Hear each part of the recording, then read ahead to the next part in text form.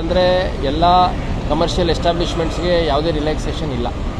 ಎಲ್ಲ as per corporation policy ಮತ್ತು ಏನು ರೂಲ್ಸ್ ಇದೆ ಆ ಪ್ರಕಾರ ಎಲ್ಲರೂ ಮಾಡಬೇಕಾಗತ್ತೆ.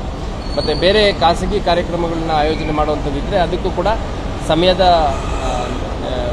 ಒಂದು ಪರಿಧಿ ಮತ್ತು ನಿಯಮಗಳ ಪರಿಧಿಯಲ್ಲಿ ಅವರು ಮಾಡಬೇಕಾಗತ್ತೆ. ಅಂಥದ್ದು ಯಾವುದೇ ಕಾರಣಕ್ಕೂ ಮದ್ಯಪಾನ ಮಾಡಿ ವಾಹನವನ್ನು ಚಲಾಯಿಸಬಾರ್ದು. ಯಾಕೆಂದರೆ ಅದರಲ್ಲಿ ನಿಮಗೆ ತೊಂದರೆ ಆಗೋದ್ರ ಜೊತೆಗೆ ಅಮಾಯಕರು ತೊಂದರೆ ಆಗುವಂಥ ಸಾಧ್ಯತೆ ಇರುತ್ತೆ.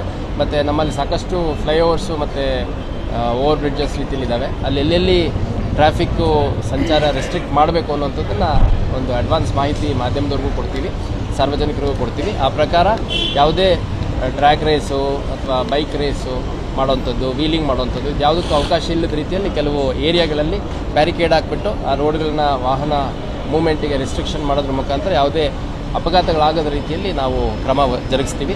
ಈಗಾಗಲೇ ಸುಮಾರು 5 ನಮ್ಮ ಕಮಿಷನರೇಟ್ ಬಾರ್ಡರ್ಗಳಲ್ಲಿ ಚೆಕ್ ಪೋಸ್ಟ್ಗಳನ್ನು ಹಾಕಿದ್ದೇವೆ.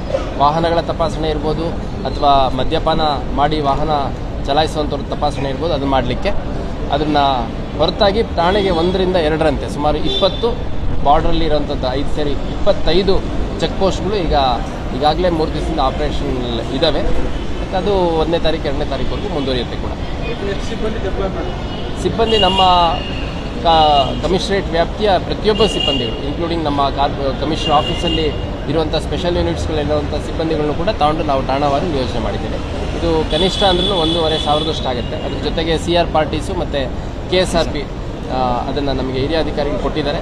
ಅವ್ರನ್ನೆಲ್ಲ ಉಪಯೋಗಿಸ್ಕೊಂಡು ಒಂದು ಸುಸಜ್ಜಿತವಾದಂಥ ಪೊಲೀಸ್ ಪಡೆ ಈ ಒಂದು ಹೊಸ ವರ್ಷದ ಸಂಭ್ರಮಾಚರಣೆಯ ಕಾವಲಿಗೆ ಸಿದ್ಧವಿದೆ.